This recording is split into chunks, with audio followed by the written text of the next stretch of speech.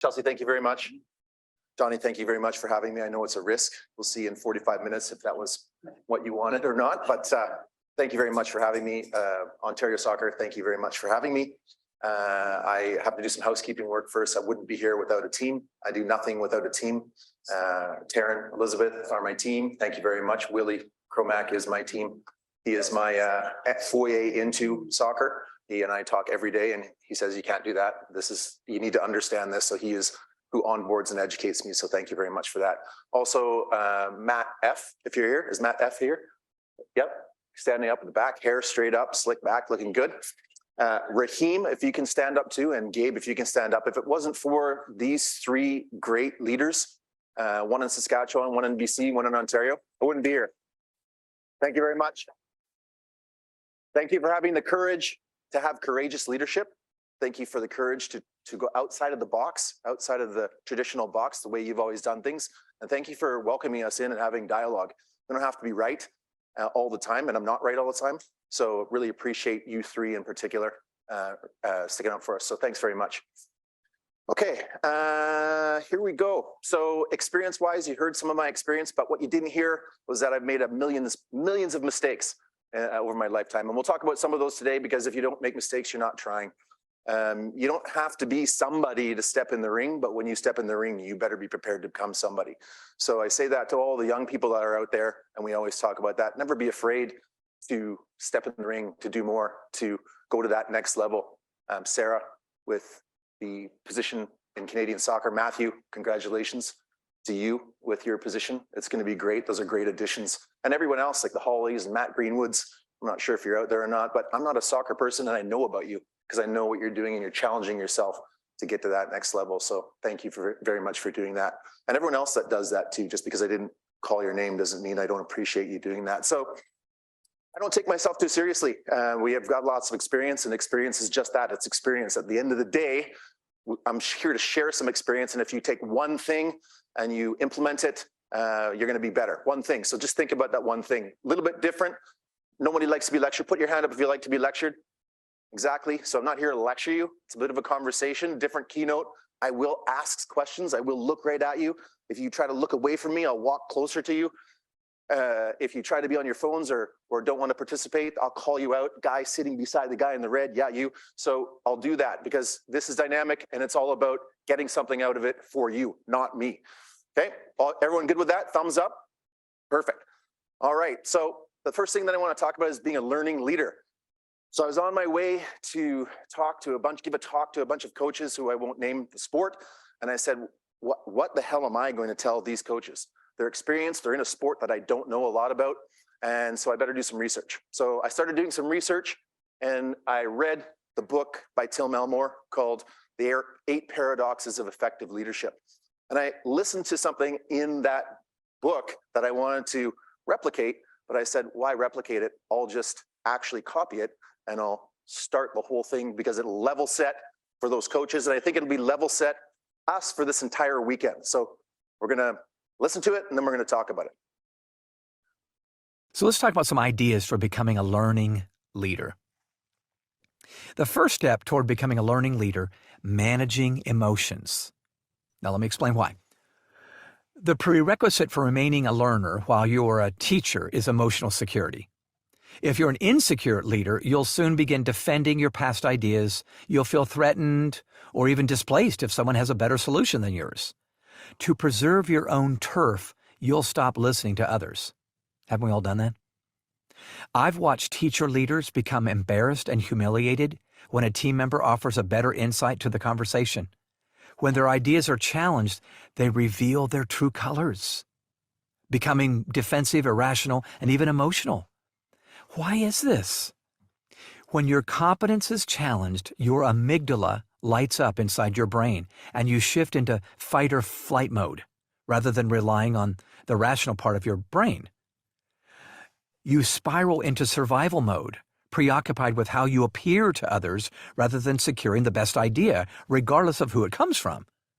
Soon, you'll feel the need to dig your heels in and stick to your guns when people question you. Frankly, I do not know one teachable leader who isn't also an emotionally secure person. This step is all about growing your emotional intelligence. So emotional intelligence, you're going to hear a lot about that coming up. We've just come through a pandemic. What we don't need is more technical, tactical. That's been covered really, really well by a lot of the organizations at the local, provincial, and national levels of all sports. So learning leadership, I just want to take a little poll. Who in here commits for the next 3 days to being a learning leader? Can you please put your hand up nice and high? Nice and high. If you commit to being a learning leader. Now, keep it up, please. Keep it up. I want you to look left and I want you to look right and look at each other.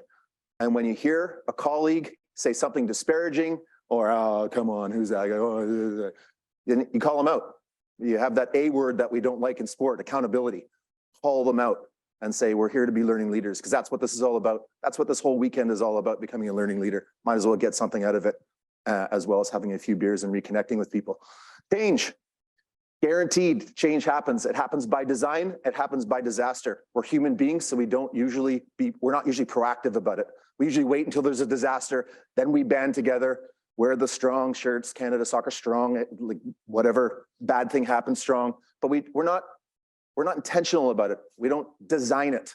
We need to get better at that. We need to design it because change is going to happen. We just all saw that. We're better together, right? Are we not better together? It's better. This is better than having a Zoom meeting and sitting on Zoom for 3 hours, listening to somebody speak. I'm sure we're all tired of that. So change is going to happen, okay? We've got 3 outcome goals for today's session. So I was doing some work with TELUS, and then TELUS, you do not ever go to a meeting without an outcome goal because it doesn't make sense, and then it doesn't keep everyone, it provides guardrails. So my 3 outcome goals are to inspire you to think differently, highlight your role in the process, and encourage you to take action, not talk action. We don't need any more what or why. We need where, when, who, and how. That's what we need to do to take ourselves to the next level. So at the end of this presentation, I'm going to go around and ask everybody, what was your 1 outcome goal? What was one thing that you took and you're going to implement? And if it's nothing, tell me nothing. I don't have to be right. I don't profess to be right. I don't have all the answers. Nobody does. The most dangerous people in sport are those who have been in it forever and crap all over every new idea. I'm going to say that again. The most dangerous people in sport are those who've been in it forever as it's trajected downwards, but have every reason why new ideas won't work. Okay, so let's make sure we're not those people. Don't become those people. That's the outcome goal. All right, so what I want to talk about first, put your hand up high if you're in sales. Nice and high if you're in sales. Okay, perfect. So we've got 50 people are in sales. Put your hand up if you have a job, any job. Congratulations, you're in sales. And while that might sound funny, it's not funny, and here's why. Because if you don't think you're in sales, you become the narrow point in that hourglass. And you say, oh yeah, I went to the summit, I went to the seminar, but you don't go back and share that information. You are in sales, whether you're on a board, whether you are on a team, whether you're the executive director, technical director, player, parent, volunteer, you are in sales. We're all in sales. So maybe a 16th of you put up your hand when I asked the question if you're in sales. Now, congratulations, we all know we're in sales. I'm in sales. Every day we're selling something. Nobody's better than anyone else in the sales department. Okay, so the idea is, number 1 issue in sport, communication, right? We behave like we're in intellectual silos. Well, don't tell them that, don't tell them that. And then we wonder why no one's bought in, trust, why there's nobody on board. We want to not be that narrow point in the hourglass, okay? Can we commit to that? Give me a thumbs up if we can commit to that, please. I always like to see if people agree or disagree. And if you disagree, put your hand up and tell me why. We'll have a conversation. Okay? Who's our consumer? Who's our consumer? Yes, you. Who are we selling to? Safe room, there's no wrong answer. Yes, you. Players, coaches, club. Who's our consumer? Referees, officials. Anyone who will listen? Anyone? Parents? Okay, perfect. Yes, those are our consumers. Parents, players, coaches, officials, administrators. We all have different roles. We're all at various levels. What are we selling? What are we selling? Blue hoodie. Experience, yep. What are we selling? Second one in, black Adidas jacket, yep. Entertainment, what are we selling? What's everyone in this room selling? There's no wrong answers. What do you think we're selling? Someone in the back row, yep. Connection. This corner, what are we selling? Fun. Leadership. Dream, potential. Awesome, okay? So it's the 20, everyone knows the 20-80 rule in business? If you don't know the 20-80 rule, 20-80 rule is 80% of everything that gets done by 20% of the people. Guaranteed know that. I ran a business. If anyone here has run a business, you'll know that 2 people out of 10 in your organization are the go-to people that will get stuff done. And if you have more, awesome. But if you don't have more, that's a 20-80 rule, okay? So essentially, when we're talking about you showed up. Like, there's way more people from Ontario in the soccer system than are sitting in this room tonight. You are the 80%. Okay, you're the 80%. 1/16 of us realize we're in sales, and then we're not aligned on what we're selling, because we're selling a whole bunch of different things, which is okay. But what if we were aligned on what we were selling? Would we get further? Would there be less issues? Would there be more clarity for people? Okay, so that's what we're going to talk about. So before we actually talk to our consumers and talk about what we're selling, what do our consumers want? And that's been studied. So this is not Matt's thoughts, it's what has been studied. So Visick and Manick studied what players value most. Fun, friends, fair play, finishing the season better than they started, right? And friendly competition. Does anyone have any arguments against that? Do we all agree that that's what players want?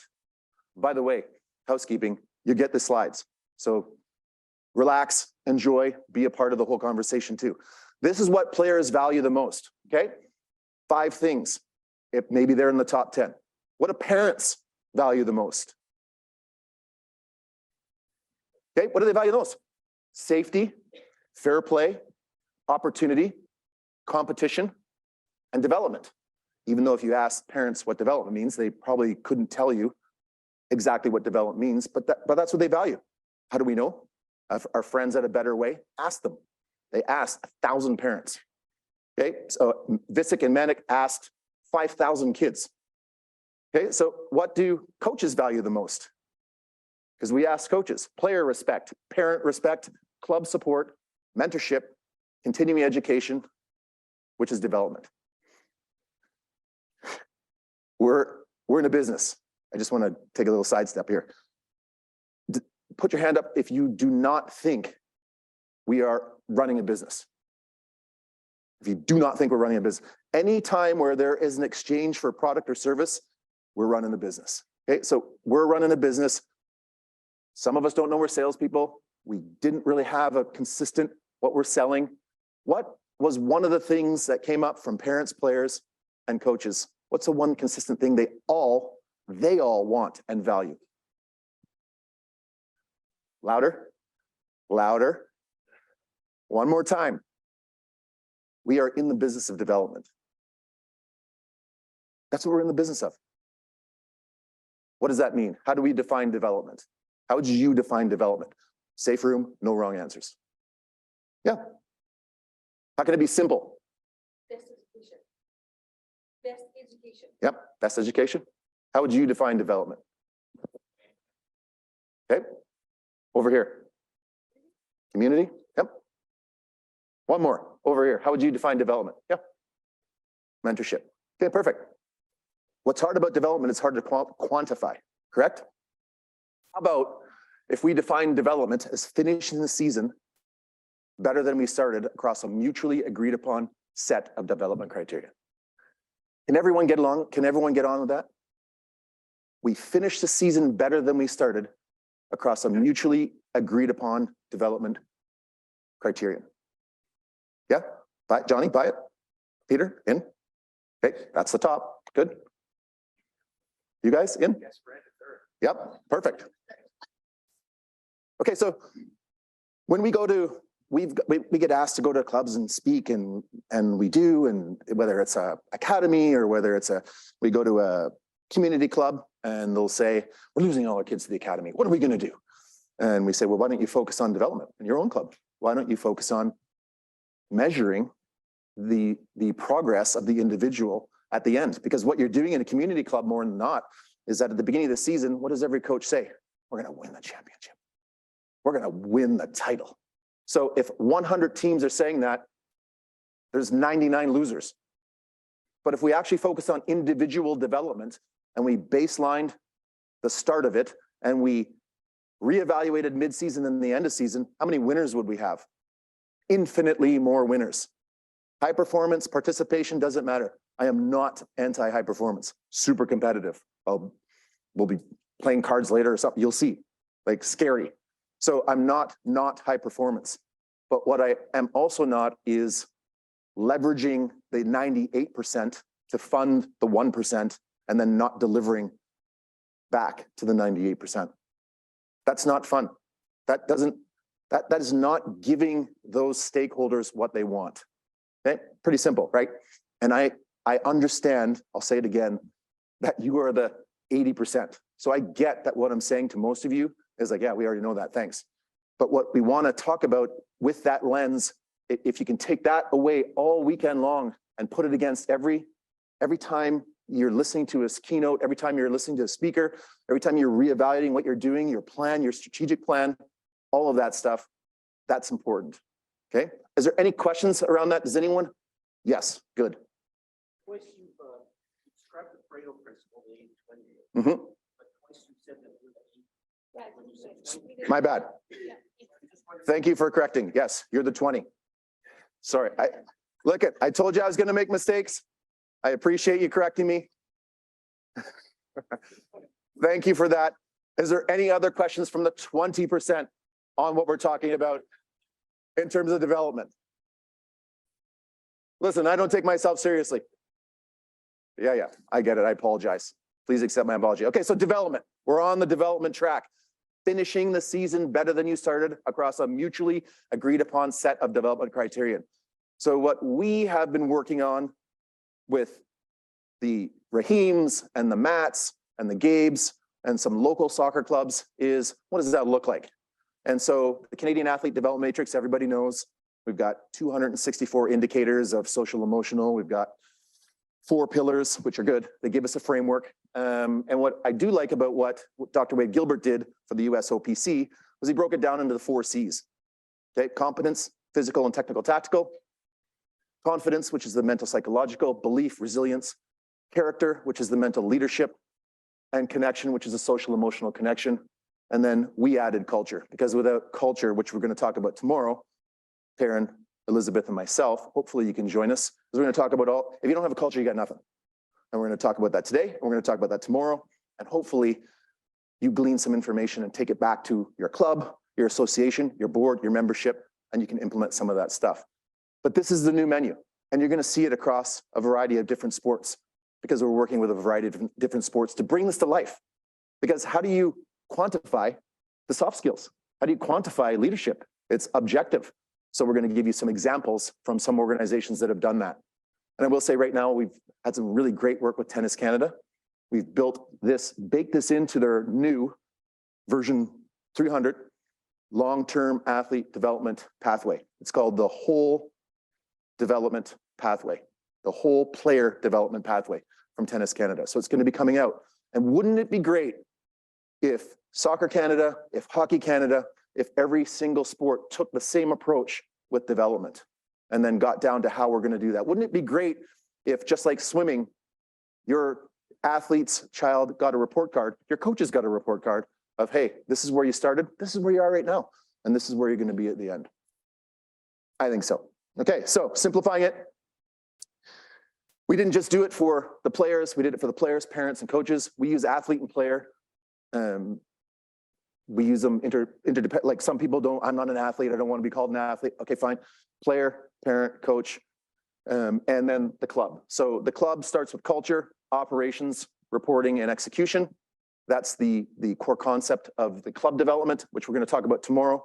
And then what we've done with our partners is really try to start drilling down into this and really at a grassroots level, because a lot of the stuff that we do in Canada is saved for the high performance level, which is fine, but it also needs to be at the wide end of the funnel so that we get more people up there, okay? So this is what we did with the PGA. So we went with the PGA and we said, okay, let's start with 3. And what we did was we worked with their team to say, these are what we want to look at in terms of competence at the learn to play section. And we defined it, and then we quantified it. Initial, emerging, competent. Red, yellow, green. Super simple. And we got, well, how are you going to do that? It's subjective for the coaches. We got the players to self-identify. Where are you? Where do you think you are on this skill? And then we get the coaches to self-identify, and they get a progress report. So at the beginning of the year, of the season, we go through that. We take one strand of where they are for each player, and we go through that, and we add the technical, tactical, and we add the physical.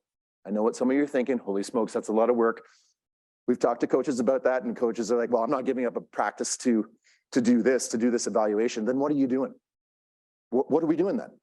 We're just turning on the faucet, collecting registration, putting on the swag, going through the season, getting the best of the best out, discarding the rest, and repeat, rinse and repeat. That's what we're doing. If we're not prepared to deliver against what our consumer wants, we're going to continue to see the decline of the participation and interest and value for sport. And we're competing against other things, which everyone here knows: TV, cell phone, all of these things, truancy, just general lackadaisical, you know, all the reasons that kids don't play sports. So this was great, because this is an organization who doesn't have to do this, but they are doing this and they're being the example. So why not follow the example? Okay. Hi, ladies. What we're currently serving in Canadian sport is a meatless hamburger. Okay, this is what we're currently serving. We got the swag, we got the showcases, we got the promise, we got Team Snap tournaments, we got the celebrity coaches, no meat. I want you to take this. Where's the beef? I want you to take this into this weekend. Challenge me if you disagree. And if you're doing something that does have meat, great. But by and large in Canadian sport, we're not serving up the meat. There's no development. We're not tracking it. We're not measuring it effectively. We're not recording it. Okay? We're just not doing that. So it's an opportunity. It's not a shame. It's just an opportunity. Do you think kids want this burger when they think about a hamburger? No, they don't. So think about this all weekend long, and am I delivering value? Are we delivering what our consumers want? Not what we want, what our consumers want and need. Anyone have anything to say about that?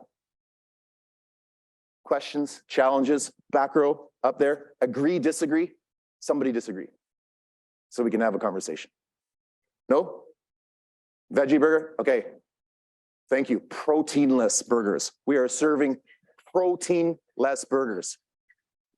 The older I get, the more I realize, the less I know, and I have to unlearn things. Okay, so we're serving proteinless burgers. Okay, so who am I to talk about this? Why am I at the front of the room? How does he know? How do we trust him? Give us something, Matt. So this is the way we've always done things. This is the business that we come from. So standard in personal training, which we started a personal training business in 1998 with one customer. And what we wanted to do was exactly opposite of what everyone does, which is sell the membership, hope they don't show up, and then we've got recurring membership. And we said, no, that's not, what is that? What kind of business model is that? Let's do the exact opposite. Let's invest in the consumer. Let's make this not about the celebrity personal trainer with the six-pack and big biceps. Let's make this about the consumer. We're gonna take it to the consumer. So we did. And what we did was what is now called transformational coaching. So when we started our business in 1998, we said there's 5 spheres that comprise the most important thing in your life, which is you: the physical, social, spiritual, emotional, intellectual. And we're gonna bake those into our training, and we're gonna deliver that. And you might say, well, spiritual, like, Come on, how does that work? We didn't break bread with a pastor after the training section. What we did was we hiked. We took 125 people to the bottom of the Grand Canyon every year for 10 years.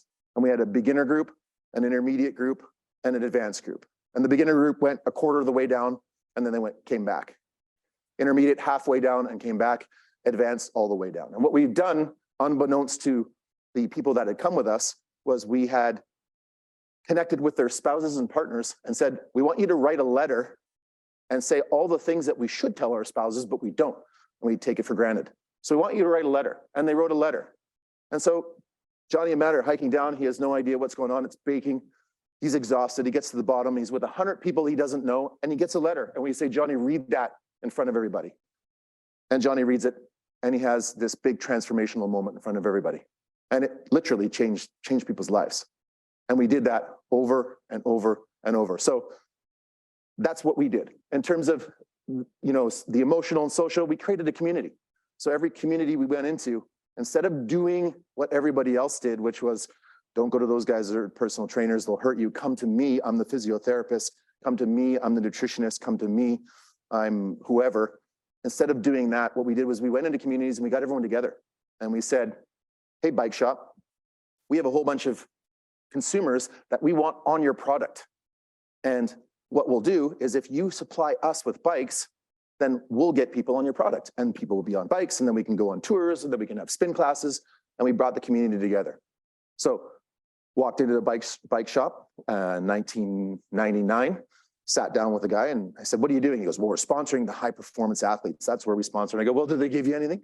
And he said, no, they don't give us anything. I go, yeah, exactly. And I've been in races with them and they're a-holes. Like they're not representing you very well. Instead, what we'll do is we'll get all of our consumers in. Little did he know that I already back ordered a whole bunch and said, I'm going to go broker this deal. Get ready. I said, what if we bought 10 bikes off you over the span of a year? He goes, well, if you bought 10 bikes off me in the span of a year, I'll give you as much free swag and gear as you want. And I'll give all your trainers and we'll outfit all your facilities. I go, fine, perfect. And he kind of said, yeah, see you later. So he went away and we said, okay, guys, go down and gals, go down and pick up your bike from Willie's bike shop. And at the end of the year, first year, Willie did $250,000 in his bike shop. We created a community. More important than the dollar amount that he did, he gave people instruction, comfort, service, etc. We did the same thing with run shoe stores. We did so every community that we would go into, remember we started with one customer, and we would go into communities and we would build communities. So we were in the business of teaching and coaching young people and coaches how to develop relationships with some of the most successful and influential people in their communities. And that's why I get to stand here today. Did it work? Absolutely, and we're going to get to that in a second. What we were massive on is culture, and I apologize. I have a bad habit of swearing. I've done pretty well so far, but I have a bad habit of swearing. One day we were sitting in our shop, and the guy was on a bike and he's riding and he looks at me and he goes, how do you get all these people online? It must be an inordinate amount of work to get all these people rowing in the same direction. I said, yeah, it's work. It's hard work, but it starts at the top. It starts at the top. You got to be hungry. You got to be humble. So I don't take myself seriously. You got to be humble. And basically it's about servant leadership. So it's not about the Matt Young show. It's about Matt Young empowering other people to be their best and to accomplish and see their goals. So he's riding and he goes, well, what do you do? And we go, we have a 24-week partner program. We had everything dialed. How do you get these trainers to execute this? And he's riding and I said, yeah, we'll show you. So we sat down, we talked to him and he goes, well, I'm not going to do that with my company. I'm going to do something a little bit different, but thank you. You give me a good idea. Invest in your people and then your product will take care of itself. His name was Chip Wilson and he was the owner of Lululemon. Now, Chip took it way farther than we did, but that's not the point. The point is that it works in any organization at any level. What do we tend to do in sport, in youth sport in our country? We turn on the faucet for registration because that's going to happen at that time. We collect the revenues, they get the swag, the coach comes down, 24-hour rule, don't talk to me. If you want to talk to the manager, talk to the manager. This is what we're going to do, blah, blah, blah, blah, blah, blah. Same thing, we rinse and repeat. So we're going to talk tomorrow about culture and setting the culture because it's critically important. And just in case nobody in here has been reading the newspaper, Canadian sport's got a long way to go in shoring up our culture in and around sport. A long way to go. And it all starts at the top with the leadership and filters down. Okay? So did it work? And I hope this works. Did it work? Well, we toured 5 continents in the world. If money is a motivator for anyone, we did $100 million in sales in 20 years. We basically got an MBA in business from making mistakes. We generated over $250,000 in each community we went into a year because we tracked it. And most importantly is we facilitated thousands, and I mean thousands of personal experiences. If you came into our shop, the only thing we asked was, what have you always wanted to do from a physical fitness standpoint that you don't think you can do? And what have you always wanted to do from a physical fitness standpoint that you've never prioritized? Those are the only 2 questions that we asked. And then we set the wheels in motion. The gym was a conduit to people's self-actualization and personal growth. And you heard the two gentlemen start talking. Is this for personal or professional growth? And it was both, because those spheres, if you're doing better personally, you're doing better professionally. We could tangibly track someone's personal progress because every 2 weeks they would come in and the first thing they would have is a haircut. Guaranteed. It was like clockwork. They come in, we're like cheers. We'd yell out their name every time. They'd be, this is weird. It's like a little cult. And then by the end of it, 3 or 4 months later, they'd stand at the door if nobody yelled their name, and they'd wait until someone yelled their name. And they came in, they had confidence, they got a haircut. People go, oh, haircut, oh. And they would be all embarrassed, but they were part of a tribe and a part of a community. And that's what we need to do in sport. We need to do that. We need to develop that community so that when every kid, regardless of their dream, regardless of their skill set, feels 10 feet tall every time they come in. That's our goal, 10 feet tall. The high performance kids are gonna take care of themselves. They're gonna find a pathway. As a matter of fact, the best thing we can do is get out of their way. We put too much stuff in their way. Nobody that's a high performance player has had to be pushed. They had to be supported, but they have that internal drive. That's what differentiates high performance players from the rest. They have that internal drive. They know, they want it. Recognize that. Nurture it, but don't get in the way. So was this effective? Yeah, this was effective. If you look at the retention of the trainers, if you look at the retention of the clients, super effective. So that's what allows me to stand up here and talk about this. Culture is not something that you can stand up and preach because you read it out of a book or you heard it somewhere. You got to live it, and you got to live it every day. And people go, well, that's almost impossible. It's the same thing as doing it the opposite way, except it's the exact opposite. So all of the things that you have to do to create and live a positive culture are just exact opposite of what you don't do. It's way easier. It's not harder, it's easier. You're not putting out fires every day. You don't have those parents. We all laugh. We did at the beginning. As soon as someone said parents, everyone, oh, parents, oh my God, they're crazy. Why are they crazy? Because they don't know what the hell's going on. Because we don't tell them what's going on. We don't bring them into the process. We don't give them responsibilities. We don't hand out a clipboard and say, hey, listen, we're doing preseason evaluations. You need to monitor your kids' beep test. You're going to be over here. The push-up test, you're going to be over here. And they see what's going on with all the kids. And they go, oh my God. We don't invite them into the process. Now, there's crazy parents. We get it. Okay, it's a misappropriation of love. Okay, that's what our partners call it. But by and large, let's ask ourselves: have we set the right culture? Have we invited the parents into that culture? Are we delivering on that culture for the kids? Because I will tell you, and I've coached sports for 20 years. Every different sport, we do this baseline at the beginning of the season. We have the preseason meeting with the parents, the kids, the officials, and the coaches, mandatory. We will not do that. We got to ask, hey, Matt, can you do parent education meeting for us tonight? Yeah, we're having a lot of problems. Like, okay, perfect. Is it? Yes, we can do it. Optional or mandatory to attend? Well, it's optional, okay? Just the parents or everybody? Just the parents. Like, okay, I'll do it for $5,000. $5,000? That's a little expensive. There's no, what do you mean $5,000? I go, well, you're wasting your time. It's just the people that are already converted that are going to show up there. They don't need the lessons. It's the people that don't. If you make it mandatory to attend, if you have the players, parents, someone from the officiating crew, someone from the administration, and the coaches there, we'll do it for $50, $50. And they go, okay, perfect. We walk in, everyone sits down. It happens to be soccer. They're sitting around in a shoe. Kids in the middle, parents are the next wave. We start off by asking the kids, why do you play sport? Guess what the kids say? Fun, fun, fun, friends, fitness, fun. We go, okay, parents, what are you doing to support what the kids just said? Parents are like, oh my God, I don't know, like, we drive them there, we do this. We go, okay, perfect. Great time to introduce you to the 12-word parent vocabulary that you now own. Okay, first one, have fun. Second one, I just love to watch you play. And third one, when they're whining on the weekends, just go play. And we made them say it. Everyone said it. And then we go to the kids, what happens if you're in the car on the way home and your dad starts doing that? And one kid goes, my dad does that all the time. He just yells at me all the time. And you can see a dad just trying to shrink out the back. And so we said, great, what do we say to him? And the kid puts up his hand and goes, that's more than 12 words. And they all laughed. And we go, who do you listen to?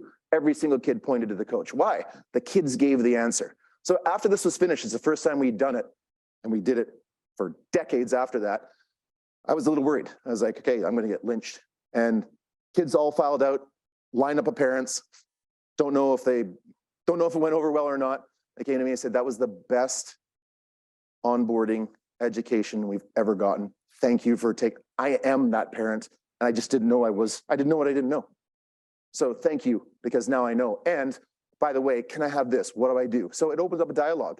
And now we're getting forward and we're doing stuff. It worked in lacrosse. It worked in soccer. It worked in baseball. It worked in hockey. It works. It works. And so for the people that say, I don't have any time, okay, then put out fires every single practice, every single game. What happened? Why isn't my kid playing? No playing time. Like, it works. Any questions on that? Any comments? Good, yeah. Have fun when they get out of the car, when they get back into the car. I love to watch you play. That's 7. On the weekends when they're complaining about being bored, just go play. You're welcome. Any questions? Are we good with this? It was good? Are people like, yeah, okay, I get it. It's Friday night. Can't wait to have a couple beers. Yeah, he was all right. Like, yep. So we get the slides, somebody videotaping that we have. Yep. Yes. Thank you, John. Anyone from up top? Matt, what do you think? 2 thumbs up there? Okay, good. So we transitioned to sport. So I have 2 sons, 17 months apart. We go to sport and I show up in the sport. What do I see? I see the same thing we saw in the personal training realm. Okay, celebrity coach, celebrity club with their celebrity kid and the celebrity parent. Giving nothing back to the consumer. And so that's how we started the change. And then we went from the local club to the provincial club to the national club. USOPC called and said, can you help us write our activation and accountability framework for ADM? Largest sporting group in the world. We said, me? Yes, absolutely. So we wrote it. And then we got invited to all these other things. I don't say that to boast. I'm a simple guy. I don't take myself seriously whatsoever. I say that to everyone in this room that doesn't think that they're big enough or belong in the ring. You do. You do belong in the ring. If you're here, you belong in the ring. So make sure when you go in the ring, you know what to expect. Because going in the ring, it ain't easy. It's not easy. The more you threaten someone's existence, the more you will be avoided. Okay? And I know a lot of people in this room, they felt that. But you got to have confidence. You can't wane. The minute you wane on culture, you're done. The minute that cancer creeps in to your organization, you're done. You got to cut it out and you got to start over again. I'll say it again. You got to cut it out and you got to start over again. It doesn't work. If you are blaming your teammates for a reason why something couldn't get across the line, you have become part of the problem. If you say, oh, well, just that's so-and-so's kid, you are part of the problem. That's why culture is hard. That's why there's not a lot of great organizations, because it's really difficult. But what you do have the ability to do as a local level and as a local club is really look at your club and tune it up. What's our culture going to be? Who do we want to be? What does that look like? How do we onboard people? And how do we maintain that high status? We were in a conversation today where somebody had to fire somebody, a parent and kid from the club. I'm going to have to tell you to leave. You have to do that. Because one parent talks to the other parent. We all know how it goes. You got to get on it right away. Okay? Any questions on that? So this is how I transitioned from private business into the business of sport. And I love it. Love what I'm doing. This is what I was made to do. Okay, so what we're going to talk about tomorrow and tomorrow's session is that culture building process. Where does it start? How do we do it? So Taryn and Elizabeth and I will roll through that with executive directors, but it doesn't have to be executive directors. I know at summits, there's so much information and so many great speakers that you have to parse everybody out. I wish it didn't have to be that way. I wish we could all sit in a technical director session. I wish we could all sit in an executive director session. I wish it wasn't siloed, because then everyone would better understand what everyone else is dealing with. That's just me. This is a great, don't worry about it. Okay, so environmental scan, we're gonna go through that tomorrow. I'm running short on time. I don't wanna go over. That's what we'll run through tomorrow in great detail. The elephant in the room. So as it relates to culture, as it relates to what we're talking about, what is the elephant in the room? There's no wrong answer. 3 people. What's the elephant in the room, Melanie, when it comes to culture? No wrong answers. What your culture is and not parents. Yep. Anyone else? Elephant in the room. Yes. Yep. Yep. The elephant in the room is when personal agenda trumps your values. The minute your personal agenda or your personal interest trumps your values and your vision and your mission, you're done. That's the elephant in the room. Remember that. I want you to remember a couple things. I want you to remember the hamburger, the proteinless hamburger, and I want you to remember self-interest. Because at one point, it's really hard. If everyone who here has kids, put up their hand if you have kids. Nobody wants to see their kid fail. And if anyone here tells you, if anyone tries to tell me that they wouldn't do that little extra to get their kid over the bump, I'm calling you on it. It's really hard. So we got to know that. But that is the elephant in the room. When self-interest trumps your values, you're done. Slippery slope. Okay, wrapping up. We can be better. We don't need to continue sport to operate sport the way it's operating. We need to be better.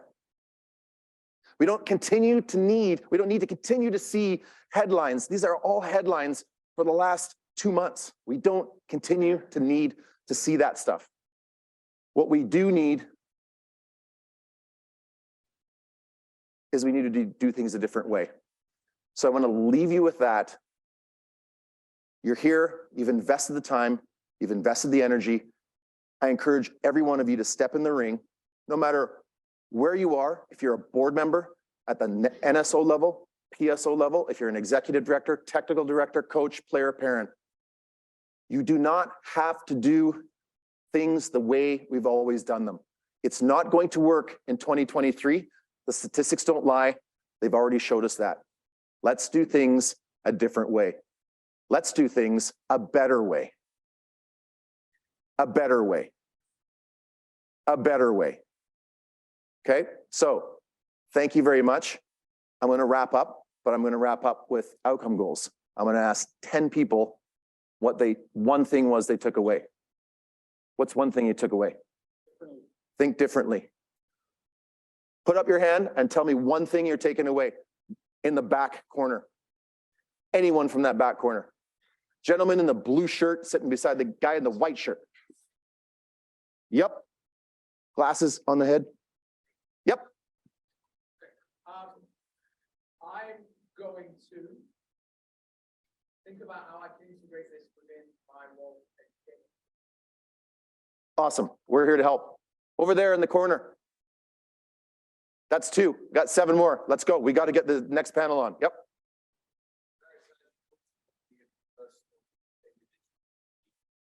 Love it. Love it. Love it. Connecting the children's and parents' ideas with circle and asking the kids why they're there versus why the parents think that they're Love it. Further. Thank you. Kids want to do everything. That's my favorite slide. Awesome. culture strategy. Yep. Every time. Up, top left. 2 more. Yep. Exactly. Thank you everyone so much. It's Friday night. We're better together. Thank you so much for having me and really encourage you all to connect. Remember, everyone in here put up their hand and said they were committed to being a learning leader. Thank you.